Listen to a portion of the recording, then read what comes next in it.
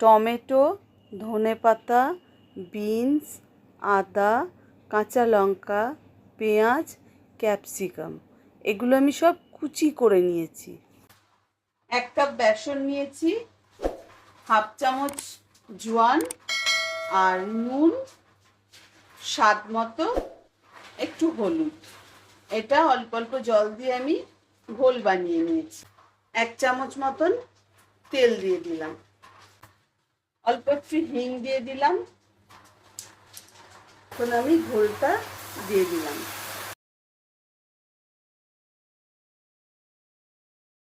এখন আমি এটাকে হুইস্কার দিয়ে ঘুরিয়ে ঘুরিয়ে একদম শুকনো করে ফেলবো, কোনো লাম্পস যাতে না জমে।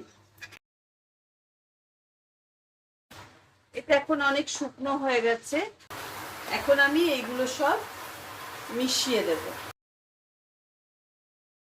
ঝালটা আপনারা আপনাদের স্বাদ অনুযায়ী দেবেন।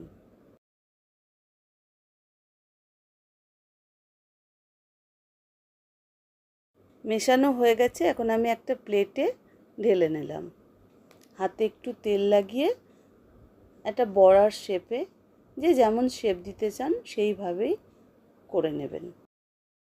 ভাজার জন্য কড়াইয়ে তেল দিলাম। একটা একটা করে এখন আমি বড়াগুলো দিয়ে দেব এবং কড়া করে ভেজে তুলে নেব।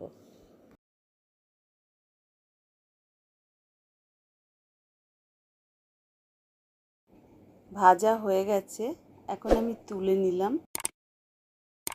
আমার এই রেসিপি যদি আপনাদের ভালো লাগে, লাইক, শেয়ার অ্যান্ড সাবস্ক্রাইব করবেন। আমি আবার অন্য কোনো একটা রেসিপি নিয়ে আপনাদের সামনে হাজির হব। Thank you.